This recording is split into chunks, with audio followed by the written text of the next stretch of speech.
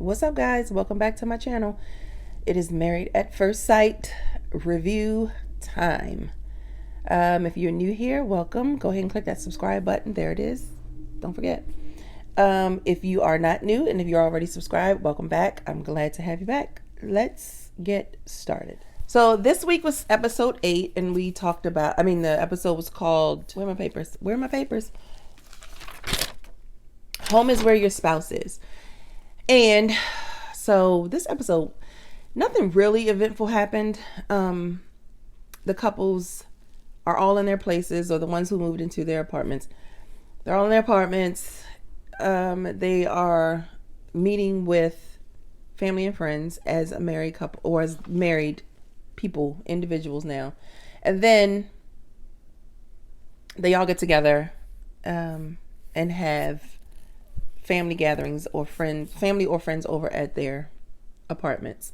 They also get together as a group. So the guys have lunch or something at a bar, a restaurant, and the ladies get together for a picnic.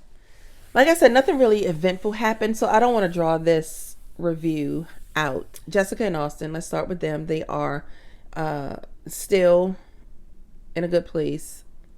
They're back home. She's back to work. He's at home. Or his work schedule is different from hers. She's up and out of the house pretty early. He doesn't leave until after she goes. He's back home before she gets home. So he cooks dinner. And he fixes some meatballs and some quinoa and some mixed vegetables. Not my choice for dinner, but he cooked. They have some casual conversation over dinner. You know, I feel like some of her conversation is a bit low-key judgy. Like, I feel like she's taking some jabs. What time did you get up? What time do you leave the house? Well, but all in all, they are kind of coasting along, right? Their friends come over. They have like a little college party. They bring beer. They play beer pong. And they end on a good note. Not much more to say about them. What else can I say about them at this point? They are coasting. Mika and Michael, they are so as bad as Mika and Michael were last week and 2 weeks ago, they are kind of on the flip side of that this week. They are in their place. He's moved in, and he's sleeping in the same room. She said they sleep in the same bed. I'm sure she's still making him sleep with the robe and the socks. But at least they're in the same space. Whereas on the honeymoon, they were in 2 different suites on 2 different floors, not even communicating with one another. They are communicating a little better. She even says, you know, I feel like we're in the best place that we have been so far. They go to this really, really cute little spice shop in DC. I have to find out where it is so that I can go. She still is tight. Like she's tight, but I still feel like she's immature. She is bossy. She's judgy. But at the same time, they do seem a little more comfortable than they have over the 2 weeks. Their family comes over, and their family party seemed the most comfortable, the most fun, I guess. Like her family, her mother was the one. She was all for this initially in the beginning, from the beginning. And he sat down and talked to her, and she said, you know, you're my son-in-law. You're my son-in-law. You're the one. When you got married to my daughter, I call you my son-in-law from then on. So you guys just have to be patient and communicate, and you know, learn to grow together. I thought though he looked a little more enamored by her mother than I have seen him look. Like he was kind of gazing at her when she was talking. Just my opinion, my observation. They put their rings back on. They decided that it was time, and this was a huge gesture to show that they are both committed to the process. So yeah, I mean, they are better than they were. Better than they were doesn't mean good. It just means better. Because while they're not on the Titanic, They're also not on the love boat. Somewhere in the middle. Next up is Katie and Derek. Now, Katie, I feel like, is about to self-sabotage. She's about to ruin what she has going because I think she took offense when Derek said he might not love her in 8 weeks. And of course, that ex is still occupying space in her mind. I'm not surprised that somebody feels like they don't think they can fall in love in 8 weeks. I could probably agree with that. I think she needs to see the bigger picture. I think she needs to see past that. I can understand where she took offense. I don't think his words were intended to be hurtful to her. I think he's just kind of really honest, and it's like, yeah, I'm pretty sure I'm not gonna fall in love in 8 weeks. And he said fall in love with you. He probably feels like he wouldn't fall in love with anybody in 8 weeks. He's never been in love, remember? So her feelings were hurt. She felt some kind of way about that. She told her mother. She was a little snippy with her mother at lunch too. Her mother was trying to give her some advice, and she was like, well, yeah, you got married because you had a baby on the way. Like, she was a little snippy. So I feel like her true colors might be about to be seen. Derek's father gave him some good advice. You know, he had lunch with him. And when Derek told him what he had said to Katie about not falling in love, you know, he said, yeah, that nobody wants to hear that. That could have been a bit harsh. So that gives Derek something to think about. Katie is still definitely comparing in her mind, if he doesn't love me in 8 weeks, I still have this other guy to fall back on. I'm wondering if she's communicating with him, and she says she's not, but I don't know if I believe that. When Katie talks about Derek's characteristics to her mother, she says he's smart in some ways. And I don't want to understand what that means. Like, I know she has a problem with him talking about his going to the bathroom because you got to talk about every time you got to go.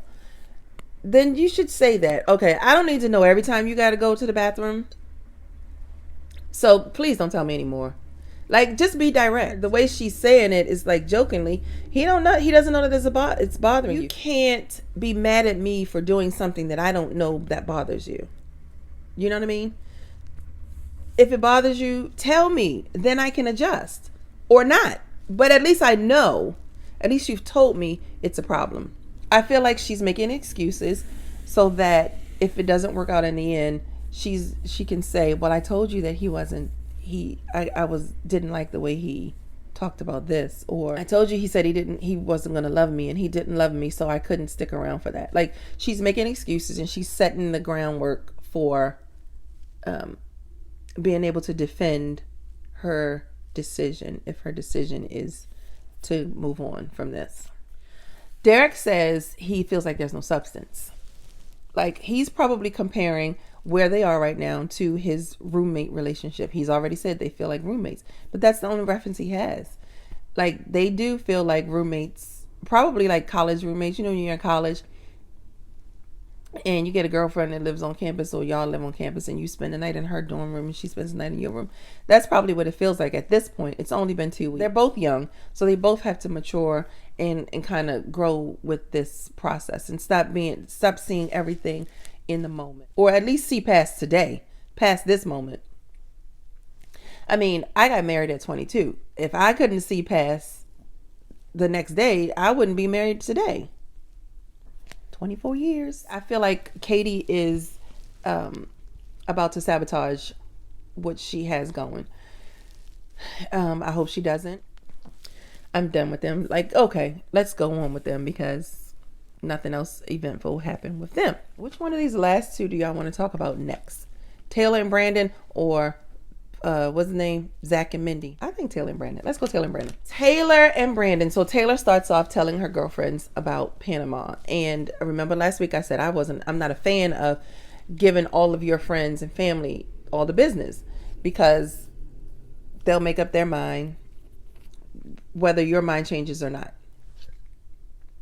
Her girlfriends seem like they are her good girlfriends and they have her back, but they will decide after that conversation, they probably have decided whether or not they like him. It's not going to change. Even though she's giving them the business, I feel like she was giving them the bad and the good. So, you know, she was like, I do like Brandon. I like the time that we spent there. I like the sweet Brandon. But then he also did this. But one thing she needs to understand is, while his antics are absolutely unacceptable and ridiculous, it's not always going to be good Brandon. It's not always going to be good whomever, insert name here, whoever the guy is. It's not always going to be good. It might not be as bad as what Brandon has shown her.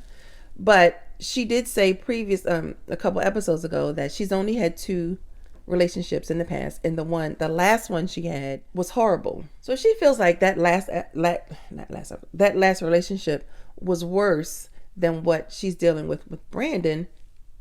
No wonder she's trying to make it work, because she's probably saying, I mean, he's bad, but it's not as bad as that was.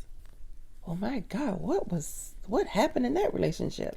I still say they should not be, the producers should remove them from the show, because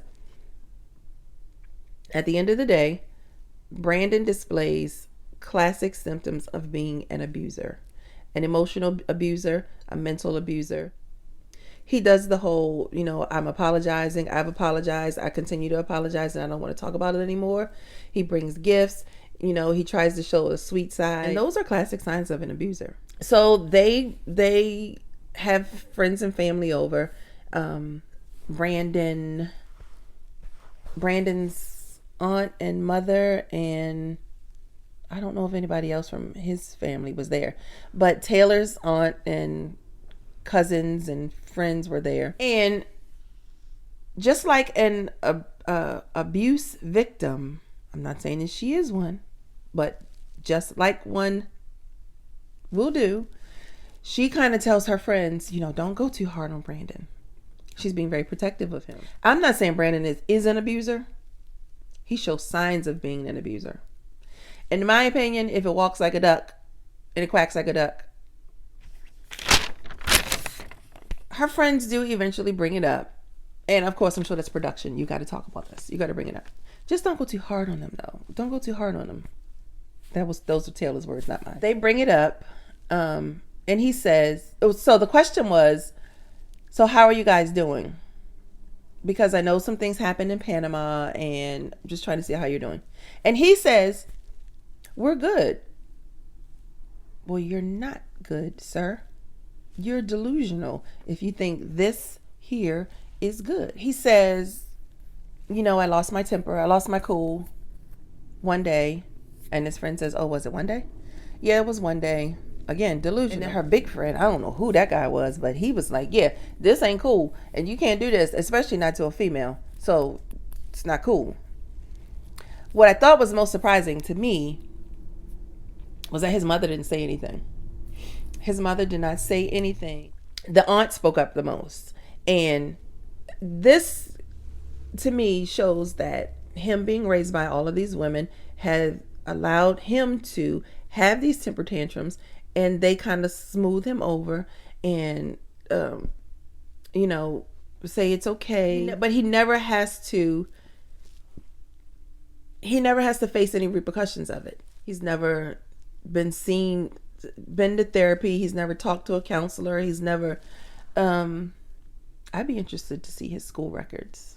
But it just seems like she didn't necessarily come to his defense to the extent where she was sugarcoating what he did. But for her to say that they've never seen him act out the way that he explained, I don't think is a true statement.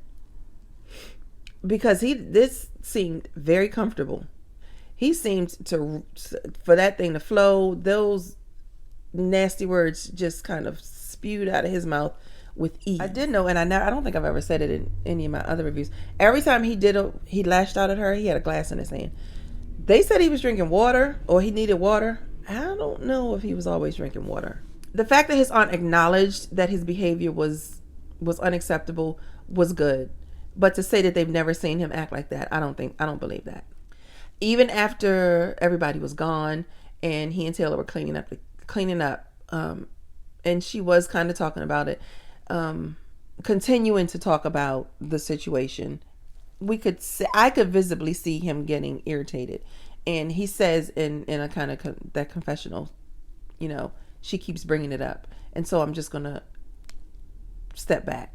There he goes, trying to run away again. The only thing that I can agree with him on is, at this point, if he and Taylor have decided that they are going to give it a try, they're going to get past this, move past this, and give it a try, then she has to move past it. If you say you forgive me, you can't keep bringing it up. You can't keep beating me over the head with it. The one statement that Taylor made that just did raise a flag, in my opinion, was not raise a flag, but she says she wants to be married to the sweet guy that she knows and loves. Well, you don't know him. You don't know him. He's showing you who he is. And in the words of Maya Angelou, if somebody shows you who they are, believe them. All right, and then finally, Zach and Mindy. Who knew that there could be somebody on there that was worse than Taylor? Zach and Mindy are a train wreck. I think Zach is trying not to look like a bad guy, but in my opinion, he's looking like a bad guy. He's looking more like a bad guy by stringing her along, because he's never going to. He doesn't want to be married to her. He's not going to stay married to her. He's not going to move with her. He doesn't like her as a significant other. He said several times that he kind of likes her as a friend, like this friendship. He said he values this friendship, and she came back to him and is like, yeah, this isn't a friendship. We're married. We got to figure out how to be married. He's still not living in the apartment with her. She's living on her own. Her friend Mallory, who she talked to last week, Mindy has given her more and more fuel, to my point of telling your friends all the business. She doesn't like him. She doesn't trust him, and she calls him Zach. When Mallory asks Zach, what are your expectations for this marriage? And he says to be more present and to hang out with Mindy. What? I don't understand that answer. What does that mean? To be more present? I'm going to be more present from my apartment. I'll be more present in my own space. And I'll hang out with her, with our friends together. Well, that's just a friend, right? It's not a wife. When they were at the little pub thing, and it was Zach and Mindy, it was the two of them, and then some guy friend, and then the girlfriend Mallory. Mallory was going in on him. Mindy looked uncomfortable initially, but then it was like she kind of leaned in, like, okay, yeah, what are you gonna say? Zach and Mindy meet up at a dog park. I feel like he does not look at her when he's talking to her. That means he can't trust her. She can't trust him. So just leave, just bail out. That's just the bottom line with them. I feel like they just need to bail out, because he like I said, he doesn't want to be married to her. He doesn't like her. He's not attracted to her. And at this point, she's looking desperate. Like, she's like, please, what can I do to make you like me? It's unhealthy. It's making her, I think it's chipping away at her self-esteem every single day. I think she's trying really, really hard, or she wants it so badly to prove to her family that it wasn't a mistake. Her family, who she didn't have their support initially in the beginning of this. She wants to prove to them that this wasn't a mistake. But in her mind, she's realizing that it was a mistake. So, at some point, you just have to know what Kenny Rogers say. You know when to hold him, know when to fold him. It's time to fold him, girl. Fold that hand, throw in the white towel, whatever you got to do. It's just time to get out. It's just time to move on. I would have more respect for Zach if he said to her, yeah, I can't do this. It's not going to work. I can't see it going any further. I'm not willing to try to make it go any further. I would have more respect for him doing that now at 2 weeks in, than to string her out for another 6 weeks and try to give her hope, or give her a false hope. Because any little thing that he gives her, she's taking as hope. he comes over to the apartment and she's like, oh yeah, I bought you some, I know you like box wine, I bought you some, and he had already brought some, but then he's like, oh yeah, well then that'll be a reason for me to come over. Well, that's the reason you're gonna come over, just to drink wine? What about to see me, your wife? What about to move in? Yeah, so just throw it all away. Just ball it all up, throw it all away. So the couples got together. I mean, the guys got together and met. Brandon was late because he's whatever. He's doing his own thing. Zach is talking in circles again. Austin is like, yeah, he says when Zach talks, I space out because it doesn't matter where the starting point is, it always turns back to Zach. You know why? Because Zach is auditioning. He's auditioning for something, for somebody. Michael looked happier. He was a little more engaged in the conversation. And Derek was just being Derek. The girls at the ladies' picnic, MEKA told them that her and Michael were sleeping in the same bed, and you could instantly see Mindy get salty. Like, she's so jealous, because I think at that point she realized that they were the biggest shit show of the group. She thought Michael and MEKA were doing much worse, but then to realize, oh no, they're coming along, and my husband is not even living in my apartment, let alone sleeping in the same bed.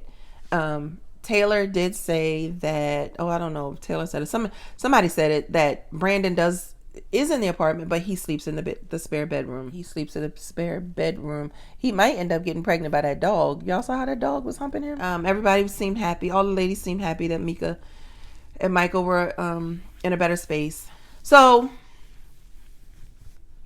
again, this episode was kind of uneventful, but and I didn't touch on everything. I know there's other things that happened that I didn't speak on, but a 2-hour episode with 5 couples, trying to squeeze that review down into something that's less than 30 minutes that people are going to watch is difficult. So I appreciate you guys watching. I thank you all for joining in the conversation. I love your comments, that you guys can disagree with me and I can disagree with you, and there's no hard feelings, right? Because we're all friends. We're all friends here. All right, enough of that. I'm going to finish my coffee. You guys have an amazing day, and I will see you next week. All right, bye-bye.